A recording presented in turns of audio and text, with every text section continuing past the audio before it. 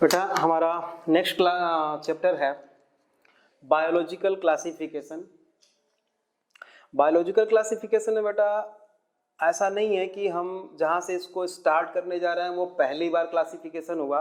Time to time बहुत सारे लोगों ने अपने नीड के अकॉर्डिंग या हम क्या किस प्लांट से हमें क्या बेनिफिट है या सारे जो लिविंग ऑर्गेनिजम्स हैं उनको हम किस बेसिस पे डिवाइड कर सकते हैं, वो अपने अपने व्यू के अकॉर्डिंग अपने अपने टाइम पे लोगों ने क्लासिफाई करने की कोशिश की थी। हमने चैप्टर फर्स्ट में टाइप ऑफ क्लासिफिकेशन के बारे में पढ़ा था। अब यहाँ प्रॉपर वे में हम पढ़ेंगे कि किसने कब किस तरह से ऑर्गेनिजम्स को क्लासिफाई करने की कोशिश की थी। इसमें पहला आता है नाम एरिस्टोटल का। बेटा पहला नाम एरिस्टोटल का आता है। आप जानते हो एरिस्टोटल को हम फादर ऑफ जूलॉजी या फादर ऑफ बायोलॉजी भी बोलते हैं। एरिस्टोटल ने अप्रोक्स 350 बीसी है ना ऑर्गेनिजम्स को क्लासिफाई करने की कोशिश की थी और इन्होंने क्राइटेरिया डिसाइड जो किया था वो एनिमल्स के लिए फॉर एनिमल्स उन्होंने देखा ऐसे एनिमल्स जिसमें कि रेड ब्लड पाया जाता है और कुछ एनिमल्स ऐसे होते हैं जिसमें कि रेड ब्लड नहीं पाया जाता है। तो on the basis of presence and absence of red blood, अगर उनमें रेड ब्लड है या नहीं, अगर है तो उन्होंने नाम दिया उनका इनाइमा।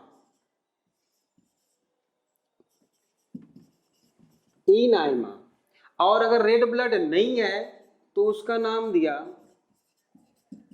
एनाइमा। मतलब on the basis of presence and absence of red blood animals are two type, enaima and anaima. ठीक बात है।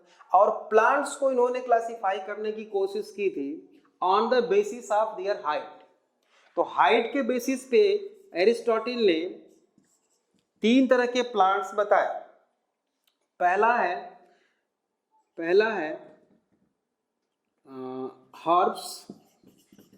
हर्ब्स, दूसरा है shrubs and trees. Herbs, shrubs and trees. ठीक बात है। अच्छा, ये तो बताया था एरिस्टोटल ने। ठीक बात है। अब इसके बाद आता है बेटा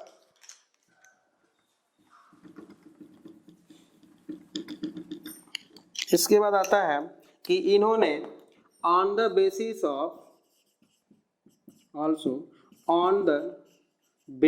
ऑफ हैबिटेट प्लांट्स को डिवाइड किया एक्वेटिक, टेरेस्ट्रियल मतलब लैंड पे रहने वाले, पानी में रहने वाले एक्वेटिक हो गए, एंड अर्बोरियल। ठीक बात है, अर्बोरियल। ठीक बात है। अब है बेटा दूसरा आता है टू किंगडम क्लासिफिकेशन। जैसे कि आपने टेक्सोनॉमिकल हायरार्की में देखा था कि 7 ऑब्लिगेट कैटेगरी होते हैं, kingdom, phylum up to species.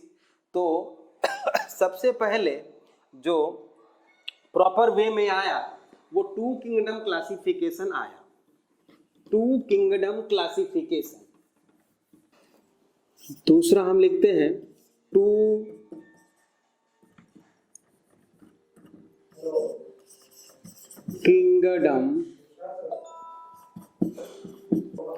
Kingdom classification proposed by Linnaeus. Carolus Linnaeus का नाम हमने चैप्टर फर्स्ट में देखा था, कैरोलस लीनियस। तो लीनियस ने बेटा टू किंगडम क्लासिफिकेशन बताया। मतलब सारे ऑर्गेनिजम्स को 2 ग्रुप में बांटा था। अब बांटने के लिए कोई तो क्राइटेरिया होनी चाहिए। उन्होंने क्राइटेरिया डिसाइड किया presence and absence of cell wall. तो लिनियस ने ये बताया कि जिसमें सेल वॉल पाई जाती है वो उसको हम, जिसमें सेल वॉल पाई जाती है उसको हम प्लांटी किंगडम में रखते हैं, मतलब उन्होंने किंगडम बनाया प्लांटी। और जिसमें सेल वॉल नहीं पाई जाती उसको उन्होंने बोला एनिमेलिया। तो सारे एनिमल्स को एनिमेलिया में रखा और सारे प्लांट्स को उन्होंने प्लांटी में रखा। लेकिन बेटा आप लोग जानते हो इसका डीमेरिट क्या है? आप लोग खुद सोच सकते हो कि सारे ऑर्गेनिजम्स को अगर हम केवल 2 ही ग्रुप में डिवाइड करें, प्लांटी और एनिमेलिया में, तो इसमें बहुत सारी प्रॉब्लम आ जाएंगी। क्यों? आप जानते हो वायरस भी होते हैं जो लिविंग और नॉन लिविंग के बीच का कनेक्टिंग लिंक होते हैं, बैक्टीरिया होता है, फंगी होता है, इसमें mode of variety of mode of nutrition है, सेल वॉल की टाइप भी उसमें अलग अलग है। ठीक बात है। तो इसका डीमेरिट एक्चुअल में है क्या? अब यूग्लिना का नाम आपने 9th में ही सुन रखा था, 9th क्लास में आपने थोड़ा सा पढ़ा होगा, अगर याद आ रहा होगा तो ठीक, नहीं तो मैं बताता हूँ। यूग्लिना जो है बेटा वो due to presence of light autotrophic mode of nutrition show करता है। बिल्कुल सही बात है, मतलब अपना फूड वो खुद ही बना लेता है, ठीक है, प्लांट्स के जैसा, क्योंकि उसमें फोटोसिंथेटिक पिगमेंट्स पाए जाते हैं। ठीक है। और अगर लाइट नहीं है फिर क्या करेगा वो? Heterotrophic mode of nutrition show करता है, मतलब एनिमल्स के जैसा वो फूड के लिए दूसरे किसी ऑर्गेनिजम्स पे डिपेंड हो जाता है, मतलब हेटेरोट्रॉफिक मोड ऑफ न्यूट्रिशन पाया जाता है। तो यूग्लिना को उन्होंने कोई प्लेस ही नहीं दिया इसमें। ठीक बात है। तो यूग्लिना के लिए कोई प्लेस नहीं है। बैक्टीरिया यूनिसेलुलर है, ठीक है, प्रोकैरियोटिक है, उसका सेल ही डिफरेंट है, मतलब उसके न्यूक्लियस के अराउंड सेल मेम्ब्रेन नहीं है। तो बैक्टीरिया एंड यूग्लिना दोनों के लिए नो प्लेस। तो हम इसमें फर्स्ट पॉइंट इसमें लिख देते हैं बेटा, number 1 bacteria and Euglena no place, कोई जगह ही नहीं है इसमें, ये डीमेरिट हो गया। अच्छा, एक चीज और है, सेकेंड फंगी में आप लोग जानते हो बेटा मोड ऑफ न्यूट्रिशन इसका बिल्कुल अलग है, सबसे अलग है, एनिमल्स से भी अलग है और प्लांट से भी अलग है। मतलब ये सैप्रोट्रॉफिक मोड ऑफ न्यूट्रिशन शो करता है, मतलब फंगी जो सैप्रोट्रॉफिक मोड ऑफ न्यूट्रिशन शो करता है बेटा, मतलब डिपेंड्स ऑन और feeds on dead and decaying matter. इसके लिए कोई इन्होंने जगह बनाई ही नहीं, तो इसके लिए भी क्या है बेटा? No place. तो these are the demerit of 2 kingdom classification. इसके बाद आता है बेटा 3 kingdom classification.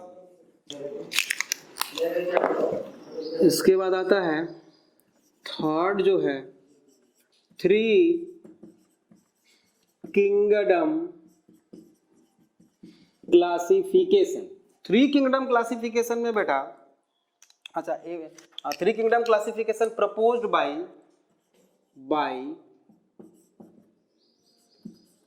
Ernst and Hückel. ये नाम आपको बहुत अच्छी तरह से याद रखना है, नीट में कई बार पूछा जा चुका है। बायोलॉजिकल क्लासिफिकेशन से बेटा नीट में 3 to 5 क्वेश्चंस आते हैं, ये आपको अच्छी तरह से याद रखना है। तो इसके एक एक पॉइंट को हमें ध्यान से सुनना और समझना है। ठीक बात है। अर्नस्ट एंड हैकेल अंडरलाइन कर दिया है मैंने, इसको अच्छी तरह से आप याद रखना। ठीक बात है।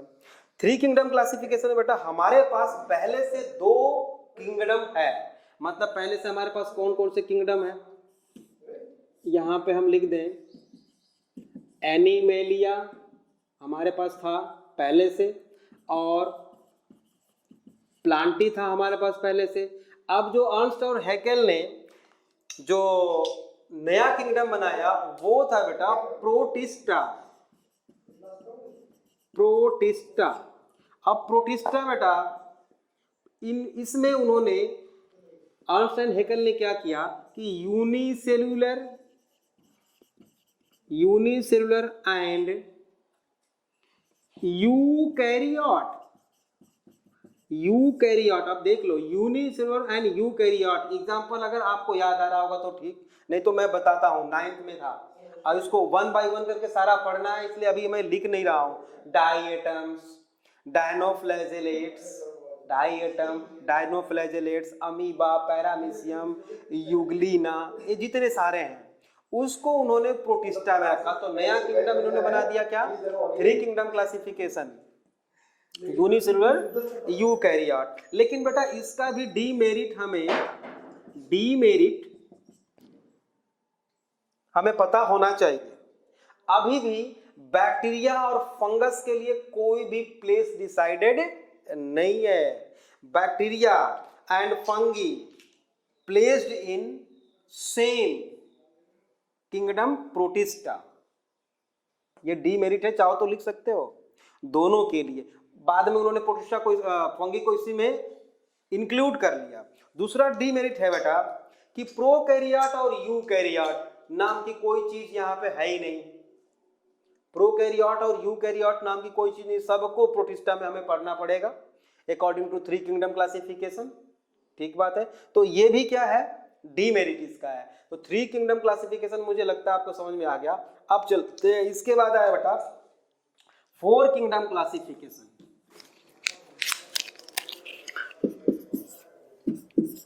4 kingdom classification. 4 kingdom classification proposed by Copeland in 1956। ठीक बात है, 1956। तो इन्होंने बेटा क्या किया कि इनके पास पहले से 3 किंगडम तो हैं, प्रोटिस्टा, प्लांटी एंड एनिमेलिया, 3 तो पहले से हैं। अब एक नया किंगडम इन्होंने बनाया कोपलैंड ने, माइकोटा,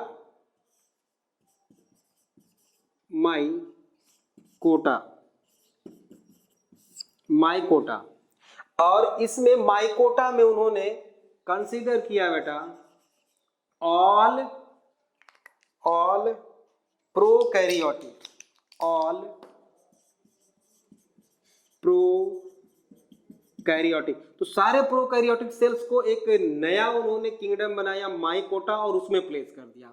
मतलब अभी तक 4 किंगडम हो गया, mycota, protista, Plantae and animalia. लेकिन इस माइकोटा को बाद में चेंज कर दिया गया, चेंज्ड इनटू मोनेरा। बेटा बाद में इसको मोनेरा में चेंज कर दिया गया बाई एलन एंड डोगार्टी, DAUGHARTY, डोगार्टी। ठीक है, इन दोनों लोगों ने इस माइकोटा नाम को चेंज कर दिया मोनेरा में। तो अब हमारे पास कितने किंगडम हो गए? 4 किंगडम हो गए। कौन कौन से? Monera, protista, Plantae and animalia. बात अभी भी वही है कि यहाँ पे किसी भी किंगडम में फंगस के लिए कोई भी प्लेस अभी तक डिसाइड नहीं हुआ है। तो इसका डीमेरिट आप लिख सकते हो, इसका डीमेरिट लिखो, फंगी कंसीडर, उस समय भाई पढ़ना तो था ही, तो उसको प्लांटी में कंसीडर करते थे। Fungus are considered included in kingdom Plantae. तो ये इसका डीमेरिट था। अब आता है बेटा 5 kingdom classification. 5 kingdom classification proposed by या given by R.H. Whitaker,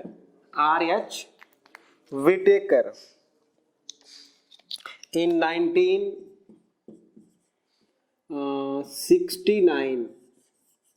1969। बेटा विटेकर ने एक चालाकी की।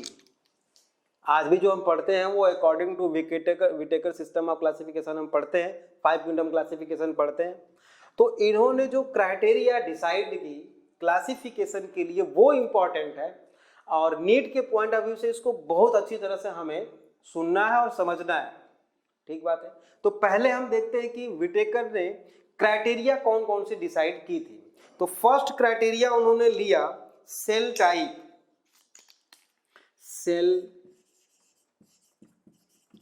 टाइप। सेल टाइप का मतलब क्या हुआ कि सेल कैसी है, वो प्रोकैरियोटिक है या यूकैरियोटिक है, यही तो सेल टाइप हो गया। दूसरी क्राइटेरिया उन्होंने लिया कि सेल वॉल की टाइप क्या है। सेल वॉल की टाइप क्या है। सेल वॉल की टाइप का क्या मतलब है बेटा, अगर बैक्टीरिया है तो उसके ऊपर पेप्टिडोग्लाइकेन की सेल वॉल पाई जाएगी। आप जानते हो बैक्टीरिया में सेल वॉल पाई जाती है बट मेड बाय पेप्टिडोग्लाइकेन। अगर वो फंगी है, फंगस है, तो उसके ऊपर भी सेल वॉल पाई जाएगी, लेकिन वो बनी होती है किसकी, काइटिन की। मतलब peptidoglycan in case of bacteria, chitin in case of fungus, ये अलग अलग टाइप हो गई सेल वॉल की। अगर वो प्लांट है तो उसका सेल वॉल किसका बना होगा, आप सब जानते हो, बोलो, सेलुलोज की बनी होती है। तो सेलुलोज है कि काइटिन है कि पेप्टिडोग्लाइकेन्स है, ये हो गया सेल वॉल की टाइप। इसके बेसिस पे दो क्राइटेरिया हो गई। तीसरी क्राइटेरिया हो गई बेटा बॉडी ऑर्गेनाइजेशन। बॉडी ऑर्गेनाइजेशन का क्या मतलब है, सेलुलर लेवल बॉडी ऑर्गेनाइजेशन है कि टिश्यू लेवल बॉडी ऑर्गेनाइजेशन है कि ऑर्गन लेवल बॉडी ऑर्गेनाइजेशन है कि organ system level of body organisation है। ठीक बात है। तो ये है बॉडी ऑर्गेनाइजेशन हो गया। ठीक है। अब है बेटा mode of nutrition. Mode of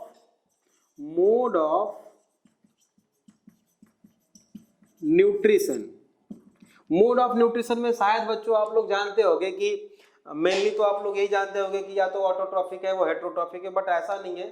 autotrophic में भी फोटो ऑटोट्रॉफिक हो सकता है, केमो ऑटोट्रॉफिक हो सकता है।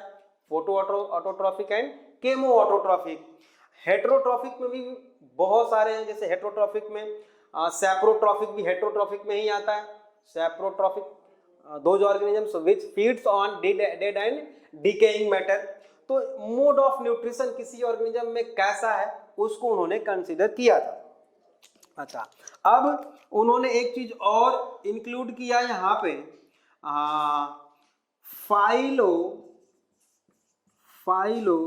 फाइलोजेनेटिक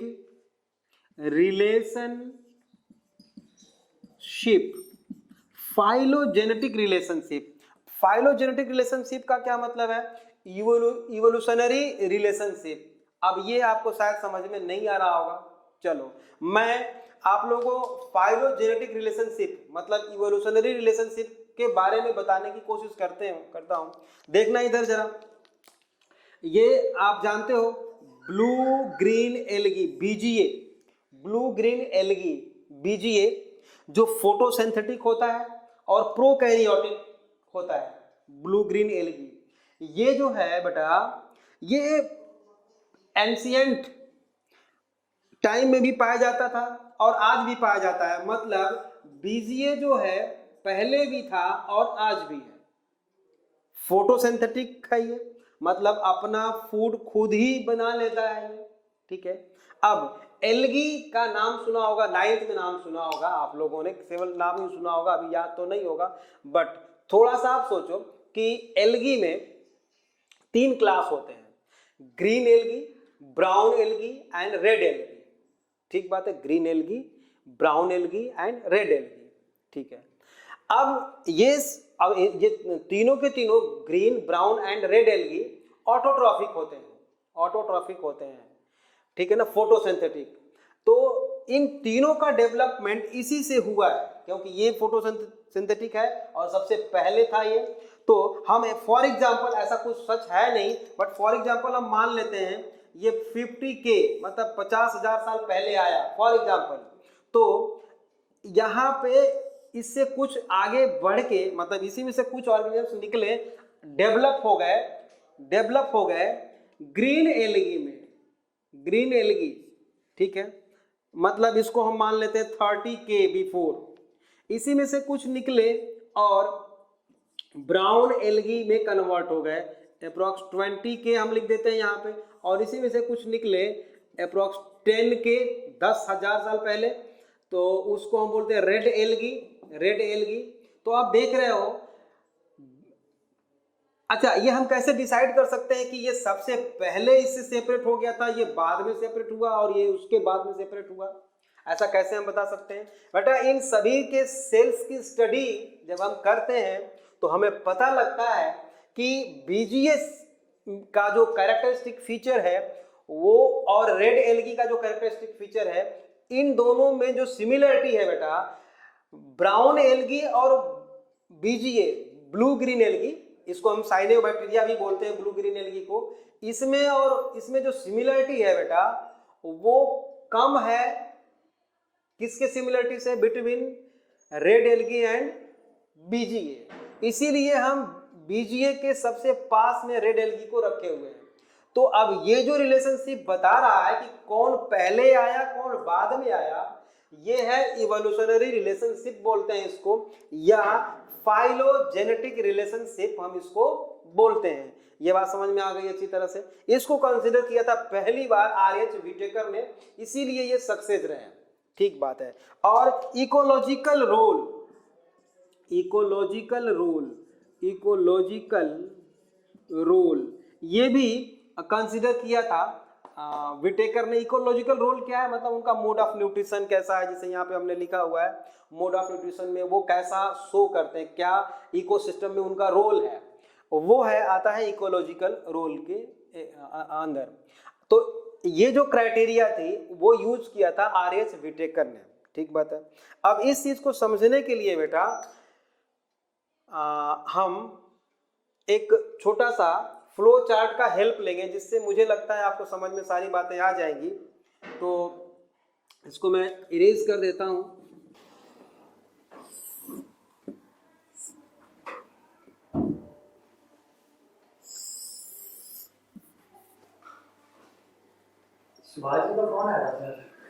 हाँ बेटा, हमने क्या किया, हमने ये 2 लाइन ड्रा की है, 2 लाइन है। ठीक बात है। अब इस लाइन के नीचे, इस लाइन के नीचे बेटा, इस लाइन के नीचे जितने भी ऑर्गेनिज्म पाए जाएंगे, जो हमने क्राइटेरिया पहले यूज की थी, सेल टाइप, तो यहाँ पे हम लिख देते हैं प्रो कैरियोट, और यहाँ पे ऊपर लिख देता हूं मैं यू कैरियोट। यूकैरियोटिक ऑर्गेनिजम्स जो भी होंगे वो इस लाइन के ऊपर हम ड्रॉ करेंगे, और प्रोकैरियोटिक जितने भी होंगे वो इस लाइन के नीचे ड्रॉ करेंगे। तो प्रोकैरियोटिक में हम यहाँ पर ये एक ग्रुप ऑफ ऑर्गेनिज्म हमने शो कर दिया। ठीक बात है। इसको हम लिख देते हैं बेटा मोनेरा। मोनेरा, मोनेरा ये किंगडम का नाम है। प्रोकैरियोटिक, यूनिसेलुलर प्रोकैरियोटिक ऑर्गेनिजम्स को हमने किसमें कंसीडर किया बेटा? मोनेरा में। ठीक है। इन्होंने जो ऐड किया था बेटा वो था फंगी, किंगडम फंगी, तभी तो 5 होंगे। ठीक है। अब मोनेरा में हमको पता है कि प्रोकैरियोटिक यूनिसेलुलर ऑर्गेनिजम्स आते हैं। एग्जाम्पल के लिए यहाँ पे हम कुछ चाहे तो लिख सकते हैं, जैसे bacteria, bacteria, archaea bacteria, archaea bacteria. ठीक बात है। अच्छा, अब बेटा इसमें मैं बनाता हूं इस तरह से, यहां पे मैं एक लाइन और खींच दूं। अब देखो, इस लाइन के नीचे, मतलब यहां से लेके यहां तक, देख लो, यहां से लेके यहां तक ये यूनिसेलुलर है, यूनिसेलुलर है, और इसके ऊपर है बेटा वो है मल्टी सेलुलर, इस लाइन के ऊपर मल्टी सेलुलर। ठीक बात है। तो यहां पर हम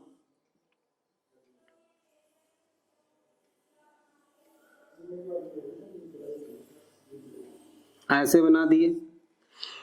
अब देखो, ये जो पहला किंगडम मोनेरा है, यूनिसेलुलर यूकैरियोटिक, ये यूनिसेलुलर प्रोकैरियोटिक है और ये यूकैरियोटिक है, मतलब यूकैरियोटिक यूनिसेलुलर ये है, यही है। और इसमें एक ही किंगडम है इसको हम बोलते हैं प्रोटिस्टा। यहाँ पे हम लिख दें प्रोटिस्टा। अब प्रोटिस्टा में बेटा बहुत सारे ऑर्गेनिजम्स पाए जाते हैं, जैसे हम यहाँ पे लिख दें, अभी हमने बात की थी यूग्लिना की डाई एटम्स, ये प्रोटिस्टा से बिलोंग करते हैं, देख लो प्रोटिस्टा से बिलोंग करते हैं, यूग्लिना एंड डाई एटम्स। फिर है बेटा इसमें अमीबा जो एनिमल जैसा बिहेव करता है। मोड ऑफ न्यूट्रिशन इसमें क्या है, हेटेरोट्रॉफिक मोड ऑफ न्यूट्रिशन है। और स्लाइम माउल्ड, देखो बेटा मोनेरा में सारे बैक्टीरिया आते हैं, ये प्रोटिस्टा है, प्रोटिस्टा का कुछ एग्जांपल्स हमने लिखा है, यूग्लिना जो ऑटोट्रॉफिक है, स्लाइम माउल्ड जो सैप्रोट्रॉफिक है, मतलब depend on dead and decaying matter, और अमीबा जो पूरी तरह से heterotrophic mode of nutrition show करता है। These are the members of Protista, ठीक बात है। और इसका कैरेक्टरिस्टिक फीचर क्या है, ये यूनिसेलुलर है और यूकैरियोटिक है, ठीक बात है। अब इसमें से क्या हुआ बेटे कि ये जो यूग्लिना है और डाई एटम्स हैं, ये फोटोसिंथेटिक थे, तो यही जो है डेवलप होकर के क्या बना लिए, मोनेरा में से कुछ जो है डेवलप होके ये बनाए और ये डेवलप होके सीधे यहाँ पे आ गए और प्लांट बना लिए, तो मतलब हमने किंगडम का नाम दिया प्लांटी, ठीक बात है। मोड ऑफ न्यूट्रिशन इसमें क्या होगा, फोटोसिंथेटिक, मतलब ये क्या होंगे, फोटोसिंथेटिक, ठीक बात है। और ये स्लाइम माउल्ड जो कि हेटेरोट्रॉफिक मोड ऑफ न्यूट्रिशन में भी सैप्रोट्रॉफिक मोड ऑफ न्यूट्रिशन शो करते हैं। और आज भी हम जानते हैं कि जो फंगस यूकैरियोटिक मल्टीसेलुलर भी होते हैं वो सैप्रोट्रॉफिक मोड ऑफ न्यूट्रिशन शो करते हैं, बिल्कुल सही बात है। तो इसी में से कुछ सीधे हेटेरोट्रॉफिक के तरफ गए और ऐसे निकल गए एनिमल्स बन के, और इसी में से ये निकल गया क्या, फंगस बन के, मतलब ये हो गया बेटा फंगी और ये जो है एनिमेलिया, ये तीन किंगडम हो गए, एनिमेलिया, फंगी एंड प्लांटी। अब देख लो, स्लाइम माउल्ड सैप्रोट्रॉफिक, तो फंगी आज भी क्या है, सैप्रो है, सैप्रोट्रॉफिक मोड ऑफ न्यूट्रिशन है। एनिमेलिया क्या है, ये पूरी तरह से हेटेरोट्रॉफिक है, heterotrophic mode of nutrition show करता है, हेटेरोट्रॉफिक, ठीक बात है। अच्छा, अब देखो बेटा सेल वॉल, हमने जो क्राइटेरिया लिखी थी सेल वॉल के बेसिस पे देखें बेटा, तो यहाँ पे जो सेल वॉल है वो है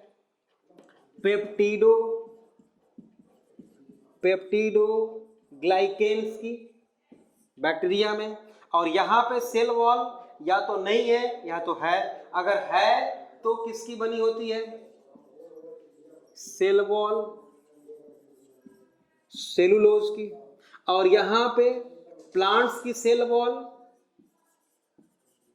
सेलुलोज की बनी है, फंगस की सेल वॉल बनी है बेटा काइटिन की, CHITIN काइटिन की, और एनिमेलिया में इसमें सेल वॉल क्या है, सेल वॉल एब्सेंट है। तो इस तरह से हमने 5 किंगडम देखा बेटा, Monera, protista, Plantae, fungi and animalia, और सबके कैरेक्टर्स थोड़े बहुत देख लिए। फाइलोजेनेटिक सिस्टम ऑफ क्लासिफिकेशन में आप क्या बता सकते हो, उसको उसके अकॉर्डिंग यहाँ पे दिख रहा है, नहीं दिख रहा है, बिल्कुल दिख रहा है बेटा। सबसे पहले ये आया, फाइलोजेनेटिक शो कर रहा है, उसके बाद ये आया, उसके बाद ये आया, उसके बाद ये, ऐसे, ठीक बात है। यहाँ से मतलब कि मोनेरा में ही दो ब्रांच हो चुकी थी, और एक ब्रांच सीधे ऑटोट्रॉफिक मोड ऑफ न्यूट्रिशन की तरफ गई थी, दूसरी ब्रांच हेट्रोट्रॉफिक की तरफ गई थी। हेट्रोट्रॉफिक में भी एक क्या आप देख रहे हो, एक देख रहे हो सेप्रोट्रॉफिक मोड ऑफ न्यूट्रिशन और दूसरा पूरी तरह से हेट्रोट्रॉफिक मोड ऑफ न्यूट्रिशन, जिसमें कि आप जो है होलोजोइक मोड ऑफ न्यूट्रिशन भी एनिमल्स में आप बोलते हो। तो ये रहा बेटा फाइव किंगडम क्लासिफिकेशन। अब फाइव किंगडम क्लासिफिकेशन का डीमेरिट आप बता सकते हो क्या होता है? इसमें भी ड्रॉबैक है बेटा, इसका भी ड्रॉबैक है, पूछता भी है, नीट का क्वेश्चन है ऐसा, 2 साल पूछा है, ठीक है। तो आप डीमेरिट ऑफ, हेडिंग दो, demerit of five kingdom classification system. पहला demerit, in case of Monera, mode of nutrition is autotrophic plus heterotrophic. देखो बेटा दोनों है मोड ऑफ न्यूट्रिशन, मतलब जो हमने मोड ऑफ न्यूट्रिशन की क्राइटेरिया वहां पे लिख रखी थी पहले, वो बिल्कुल क्लियर कट नहीं है मोनेरा में। कुछ ऐसे बैक्टीरिया हैं जो ऑटोट्रॉफिक भी हैं, कुछ ऐसे बैक्टीरिया हैं जो हेटेरोट्रॉफिक भी हैं। अच्छा, अगर आपको क्वेश्चन आ जाए कि सबसे इंपॉर्टेंट क्राइटेरिया कौन सी थी जिसको विटेकर ने यूज किया था, तो उसका आंसर होगा मोड ऑफ न्यूट्रिशन। ये भी बात है, ठीक बात है, लेकिन ऐसी कौन सी क्राइटेरिया थी जो विटेकर ने यूज नहीं की थी, तो उसका आंसर होगा रिप्रोडक्शन। जबकि आपकी एनसीईआरटी में लिख रखा है रिप्रोडक्शन को उसने कंसीडर किया था, बट एक्चुअली वो कंसीडर नहीं किया था। ये बात आपको याद रखनी है, नीट का क्वेश्चन एक बार आ चुका है, ठीक बात है। तो मोनेरा में डीमेरिट क्या है इसका? मोनेरा में ऑटोट्रॉफिक और हेटेरोट्रॉफिक मोड ऑफ न्यूट्रिशन दोनों ऑर्गेनिजम्स हैं, ठीक है, ये इसका डीमेरिट है। एक चीज और है, इसी में भी बेटा walled and वॉल्डलेस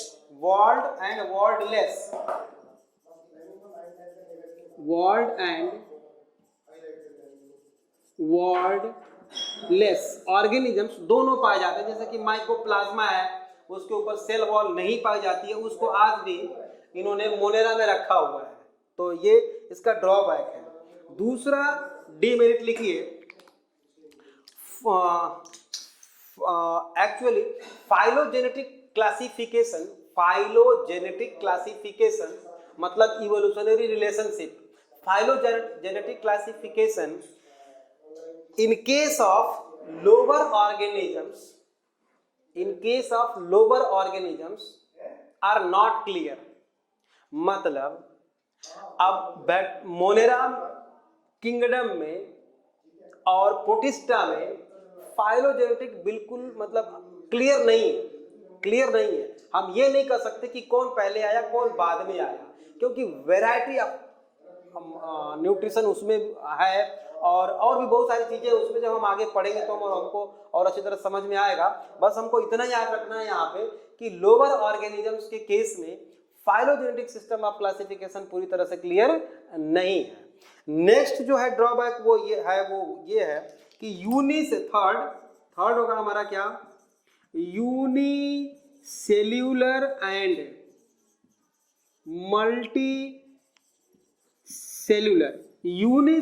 multicellular organisms placed in same kingdom.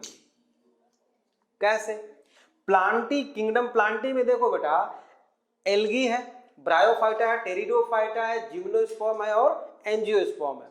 Algae के केस में बहुत सारे एल्गी ऐसे हैं जो यूनिसेल्यूलर है, लेकिन उसको हम प्लांटी में रखे हुए हैं, जबकि यूनिसेल्यूलर को होना चाहिए कहाँ पे, या तो होना चाहिए उसको मोनेरा में या तो होना चाहिए प्रोटिस्टा में, लेकिन आज भी वो किंगडम प्लांटी में है।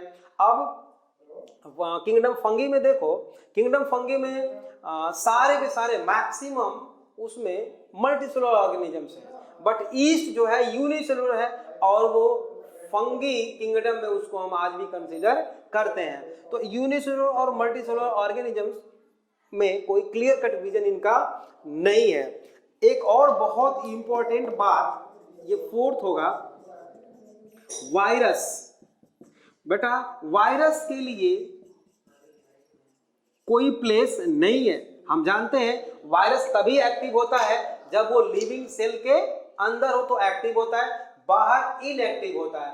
इनएक्टिव का मतलब ये है कि उसमें मेटाबॉलिक एक्टिविटी तो होती ही नहीं, मतलब वो लिविंग है ही नहीं, क्योंकि हम जानते हैं metabolism is the defining feature of living organisms.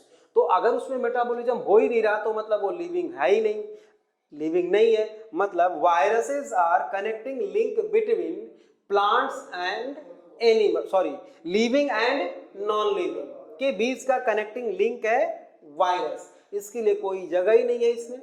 ठीक बात है। आजकल कोरोना वायरस का आप नाम तो अच्छी तरह से जानते होंगे, ठीक है ना, वो भी कनेक्टिंग लिंक है between living and non living, ठीक है। अच्छा, नेक्स्ट है फिफ्थ आर्किया बैक्टीरिया। बेटा पांचवा है archaea bacteria and you bacteria placed in same kingdom. अच्छा, ये ड्रॉबैक है क्या इनका? बिल्कुल है, क्योंकि आर्किया बैक्टीरिया अलग है और यू बैक्टीरिया अलग है और दोनों को हमने मोनेरा में रखा हुआ है आज भी। अब इनमें दोनों में डिफरेंस क्या है इसको हम देखेंगे जब, तो अगला जो सिक्स किंगडम क्लासिफिकेशन सिस्टम है उसके बारे में हमको अच्छी तरह से पता लग पाएगा बेटा। तो पहले चलो देखते हैं कि आर्किया बैक्टीरिया और यू बैक्टीरिया में डिफरेंस क्या है, जिसको कि सेम किंगडम में इन्होंने कंसीडर किया हुआ है। ठीक बात है, चलो तो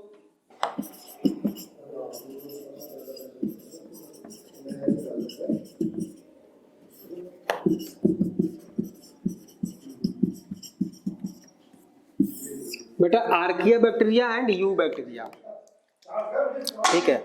आप पहले से डीएनए जानते होंगे, डीएनए का नाम सुना है आपने, डीएनए का नाम सुना है, डीऑक्सीराइबो न्यूक्लिक एसिड, ठीक है। डीएनए की मान लो ऐसा डीएनए आपने देखा होगा, ठीक बात है। डीएनए की जब क्वाइलिंग होती है, मतलब ये क्वाइल्ड हो जाता है, एक पर्टिकुलर इसका क्वाइलिंग होती है। हाँ, ऐसा नहीं कि ऐसे होता है, हम प्लस 2 में पढ़ेंगे इसमें पूरा एक चैप्टर है, इसको समझाने के लिए हमने तो यहाँ पे ऐसे ही बना दिया। Super coiling of DNA is called chromosome. मतलब क्रोमोसोम क्या है? Chromosome coiled, super coiled form of DNA, deoxyribo nucleic acid. और इसके क्वाइलिंग में बेटा हेल्प करता है हिस्टोन प्रोटीन। कौन प्रोटीन हेल्प करता है? Histone protein. DNA negatively charged molecule होता है, बिल्कुल सही बात है, और histone protein positively charged molecule होते हैं, ठीक बात है। तो हिस्टोन प्रोटीन डीएनए के क्वाइलिंग में हेल्प करता है और तभी ये क्रोमोसोम के फॉर्म में कन्वर्ट हो पाता है। और यूकैरियोटिक सेल में हम जानते हैं बेटा कि क्या होता है, न्यूक्लियर मेम्ब्रेन पाई जाती है और क्रोमोसोम्स पाए जाते हैं, हिस्टोन प्रोटीन पाई जाती है। ये यूकैरियोटिक का फीचर होता है, यूकैरियोटिक सेल का। तो अब बैक्टीरिया में या यू बैक्टीरिया में, मतलब हम ये कहें कि मोनेरा में हिस्टोन प्रोटीन नहीं पाई जाती। क्यों? क्योंकि उसके न्यूक्लियस के चारों तरफ कोई मेम्ब्रेन ही नहीं है, मतलब क्रोमोसोम नहीं है। डीएनए साइटोप्लाज्म में नेकेड है, मतलब क्रोमोसोम नहीं है। ऐसा हम प्रॉपर्टी लिखते हैं मोनेरा किंगडम का, ठीक बात है। लेकिन बेटा यहाँ पे देखो in case of archaea bacteria histone like protein पाई जाती है और यू बैक्टीरिया में नहीं पाई जाती है। और हिस्टोन प्रोटीन जो है ये फीचर है हायर ऑर्गेनिजम्स का, मतलब कि यूकैरियोटिक सेल का स्पेशली फीचर है histone like protein, histone protein जो आर्किया बैक्टीरिया में पाया जाता है। तो हिस्टोन प्रोटीन का प्रेजेंस ये बता रहा है कि archaea bacteria is differ from you bacteria, मतलब स्ट्रिक्टली आर्किया बैक्टीरिया को और यू बैक्टीरिया को अलग होना चाहिए, आर्किया बैक्टीरिया को और यू बैक्टीरिया को अलग होना चाहिए, बिल्कुल सही बात है। इसको करेक्शन किया बेटा, इसको करेक्शन किया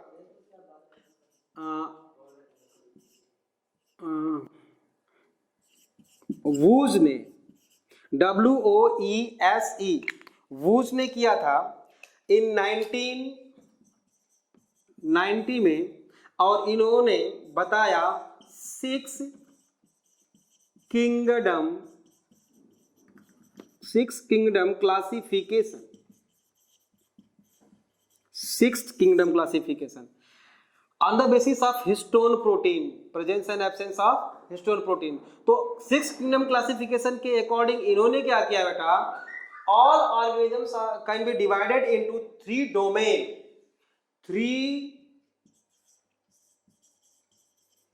थ्री डोमेन बनाया बेटा इन्होंने, ठीक है, थ्री डोमेन्स बताया। और इनमें इन्होंने नाम दिया, पहला आर्किया, दूसरा बैक्टीरिया, और तीसरा है बेटा, तीसरा नाम दिया यूकैरिया। अब देखो, according to sixth kingdom classification given by Woese, all organisms can divided into three domain, and three domain are archaea, bacteria and eukarya। अब आर्किया में उन्होंने रख दिया बेटा किसको, अब किंगडम का नाम आएगा तो ये किंगडम है, किंगडम है आर्किया, आर्किया, बैक्टीरिया। और बैक्टीरिया में किसको रखा, मोनेरा, ठीक है, मोनेरा, मतलब इसमें ऑल बैक्टीरिया आ गए।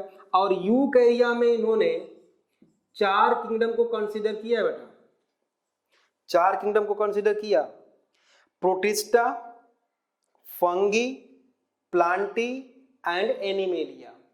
Protista, fungi, Plantae and animalia, तो चार किंगडम ये हो गए, ठीक बात है। मोनेरा फिर से यहाँ पे आ गया, मतलब बैक्टीरिया बोल सकते हैं इसको, आर्किया और बैक्टीरिया, तो बैक्टीरिया में यू बैक्टीरिया और आर्किया में आर्किया बैक्टीरिया, तो इस तरह से सिक्स किंगडम बना दिए गए। तो ये हमने आज देख लिया बेटा, बायोलॉजिकल क्लासिफिकेशन में का पहला टॉपिक था ये क्लासिफिकेशन सिस्टम। इसका नेक्स्ट टॉपिक है बेटा टाइप ऑफ क्लासिफिकेशन। तो नेक्स्ट क्लास में हम देखने वाले हैं बेटा टाइप ऑफ क्लासिफिकेशन।